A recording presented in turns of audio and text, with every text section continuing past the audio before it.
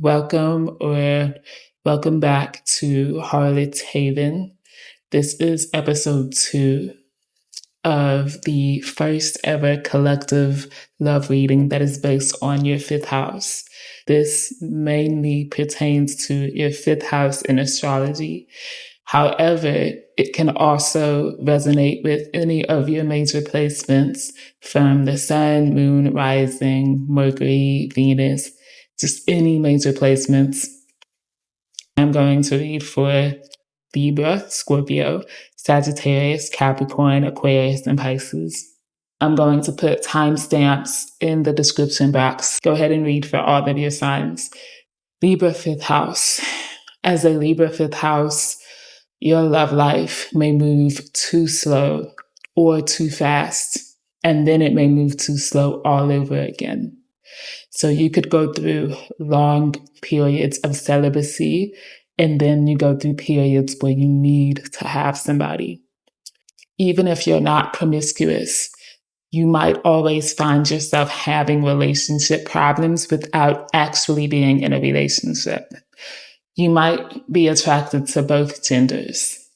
Partners tend to be attracted to your gender fluidity, the way that you manage to appear so feminine while having such a masculine drive. Others value how you balance beauty and brains. Some people may think that it's impossible how you manage to be so beautiful without being self-centered. Your exes see you as the whole package: beautiful, smart, gifted, ambitious, and kind. So you have that balance.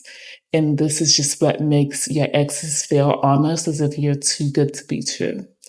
You may always feel like you are attracting right person, wrong time situations. The truth of the matter is that you are a simple sapiosexual whose biggest pet peeve is people who have no academic drive and no desire to debate about world injustices. You crave intellectual conversations about the state of the world and debates about who's the best rapper. You can easily put yourself into different scenarios where you're married to different people, and you may have a tendency to try to mold yourself to fit into whatever it is that other people want because you're so good at seeing their side of things. And sometimes this causes people to kind of put you on a pedestal because they just assume you're so perfect because you know exactly how to mirror what it is that other people want. And you may do this to the point where you don't even know what you actually want. In one moment, you may dream that every person that you've ever dated is the one, but then in the next moment, you hate them. So you have a very bipolar way of loving sometimes, where it's like maybe you love them one second and you hate them the next second, or maybe that's how they feel about you. The thing is, you always eventually do move on. Sometimes you crave a stable, long-term relationship, but then other times you realize how boring that sounds. The unpredictability of your love life might become so comfortable for you that you actually crave it. Just the idea of settling might scare you a little bit because you're so indecisive and you kind of just want to try a lot of different things until you can figure out what it is that you want. Unpredictability, in fact, makes for good music, good art, and a juicy story time over brunch and mimosas with the girls. Where is Venus in your chart? This could be an area where diplomacy or justice is much required for you. It's also an area where you could meet potential partners. As a Scorpio fifth house, your love life is a mystery, even to you. Sometimes you can't figure out where you went wrong. It's common that you're either ghosted or you're the one that's doing the ghosting. Your romance leaves a lot of pondering to be done. You may spend a lot of time pondering on what if, I should have done this or I shouldn't have done that. There's a lot of grief and a lot of regret in your love life. You may not recognize that sometimes your secrets, your insecurities, and whatever other energies that you have are felt by the other person. and it can cause a lot of jealousy and competition in your connections. There's a lot of emotional volatility and codependency that could be affecting your ability to keep long-term relationships. If things move too slowly, it's probably because you haven't evolved enough to experience the love you crave. In other cases, maybe you don't even know what your exact type is. So it's common that with this placement that you may have secret fantasies that you are ashamed or unaware of. So for example, you might find yourself being attracted to the same sex. Maybe you're unaware of this, or maybe you have a certain fetish that you are unaware or ashamed of. Sex is often a common theme in your relationships, either too much of it or too much lack of it. So contrary to popular belief about Scorpio, you can go a long time being celibate. Nobody knows how you do it. Maybe you survive off of flashbacks. You're definitely attracted to those who will share everything with you, from money to food and their home. You approach relationships like a wealth contract, considering the comfort that you can obtain from them. You might attract partners that remind you of your mother. Others are attracted to your questionable and sometimes mischievous demeanor. So they can always tell that there's more beneath the surface of what you are presenting, but the element of mystery and sometimes leaving things unsaid is sometimes what keeps your relationships going even longer than they should. Sometimes people just want to see what's underneath. And whenever they do, they're either going to make themselves at home or they're going to run for the hills. If you take a look at Mars or Pluto in your chart and where that sits in your birth chart, this can tell you where you might meet these people at. For a Sagittarius fifth house, you like the free spirit and the artistic minds. You're very attracted to those who are wicked smart and unafraid to speak their minds. Perhaps you're the advice giver, or you have a tendency to attract advice givers, even if the advice is unsolicited. In relationships, you like someone with a sense of humor who isn't afraid to keep it real. You tend to gravitate towards those who have an it factor. You like truth seekers and people who aren't afraid to preach the gospel. You might have a tendency to not want to be tied down, or even a cheating kink. So for you, the cheating kink is more about being able to feel free and unconfined to anyone. And this is also the type of person that you like. You love seeing people that are just very dedicated to their craft, very dedicated to traveling and, perfecting their own wisdom and taking and just learning new things. You're very dedicated to the student of life energy. I will say you do need to be careful about being enticed by false prophets, because you might attract a lot of people that try to come in and give you quote unquote game, or they try to give you like false philosophies that aren't going to help you, that are really just going to mislead you. So you need to be with somebody that is not threatened by your desire for freedom. You may even like open relationships or polyamorous relationships. If you feel as if you're being put into a box, you will probably remove yourself quickly, or else you'll just feel incredibly miserable. There's incredible emphasis on drugs. You might like the stoners or the people that like to take trips. And obviously these trips can be metaphorical or literal. You like someone who is unconfined to societal norms and somebody that can show you the world, or that you can travel the world with.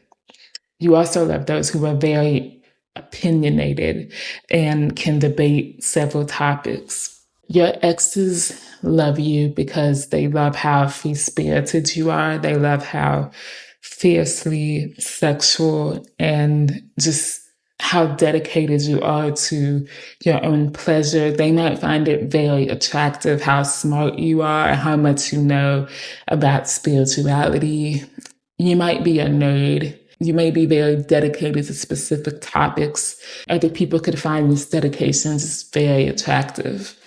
I've also noticed with this placement, a lot of your exes might see you as, that person that they call up for a good time. You may not be the ex that's the most serious, or you might not be the ex that's like, they want to be with you for life, or you want to be with them for life. You might be that one person that, like, even if years have passed by, they're still going to be thinking about the sex. Like, the sex could be really good, or just the amount of fun that y'all had together could just be something that people just can't forget. And this can actually be very overwhelming and very heartbreaking and disappointing sometimes, because sometimes you do want something more, but you just kind of feel as if maybe people try to put you in that box of, you're just the fun ex, you're the ex that's there for a good time. And it can be really disappointing when you actually want to settle down with somebody, but they don't see you the same way. Don't worry, I see you getting very, very, very lucky. You could definitely get very lucky in your love life, so just hold on. Look to Jupiter in your chart and where that falls in your chart if you want more information on where you might meet these people. Capricorn fifth house is one of the more complicated signs. I have noticed that some of the extreme types with Capricorn fifth house tend to have somewhat of a prison mindset, or a prison kink, or even a domination kink. And this can mean that they want to be dominant or they want to be submissive. As a Capricorn fifth house, you might find yourself being in dominant positions, even if you don't really want to be. You might actually want to be submissive, but just for some reason find yourself dominating a lot of the relationship because of the fact that not only are you very meticulous about your shit, but you're also very hardworking, and the other person tends to take a lot of direction from you. Or maybe you are a little bit of a control freak that just wants things a specific way.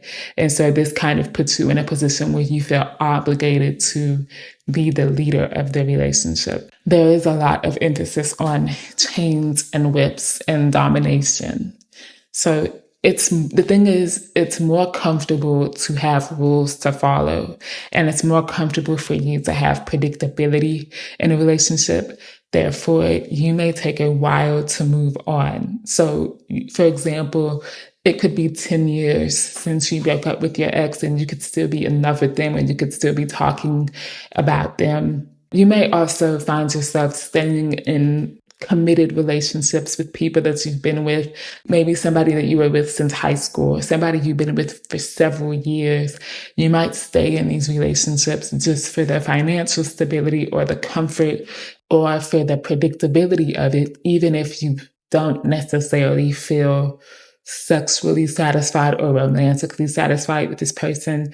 You're the kind of person that you're more likely to stick it out and tough it out with one person, because you don't really want to have to get to know another person and have to go through repeat situations and trials and tribulations. Your exes can't leave you alone because they know nobody else will ever pay as much attention to them as you do. You're very attentive. You manage to mirror your exes to a T. You've got their whole schedule on lock. You take care of their meal prep. You wash their hair every weekend. You're always the one that gets shit handled. And this is just what makes them very trusting of you. They tend to get very comfortable being with you. Some of them might even become codependent on you because you have that big daddy or that big mama energy. Or maybe perhaps you're very obsessive. Even if you're a pain in their ass, they don't want to leave you alone because they know that you just have this understanding of them and you understand what they need better than anybody else because you're very accommodating and you're the person that gets shit handled, and it just makes it very hard for them to leave. The thing is, they know that you're an asset, even if you get on their nerves. You also have this way of making your partner look good, and it's very common for you to seek out partners that you can show off or partners that make you look good. Even if you're the person that loves being taken care of, like I said, you might find yourself playing dominant roles in relationships or being the provider in the relationship because you do it very well, even if you don't really want to. You also tend to seek partners who can help you with your career and vice versa, someone who you can get lots of money with. It's also very common for you to attract age gaps and maturity gaps. So you might be attracted to people that are much older or much younger than you.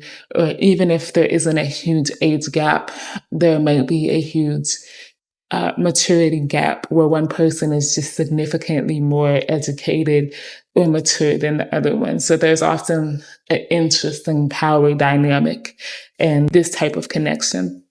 If you look at Saturn and where Saturn is in your chart, this can tell you more about the nature of these relationships and where you might meet this person out. For an Aquarius fifth house, it is possible that you're a late bloomer given your fifth house being ruled by Saturn. So, for example, maybe you were the kid who wasn't allowed to date, and then you became a very liberated adult. Dating apps and social media are your best friend. Speaking of friends, it's common that lots of your friends turn into lovers.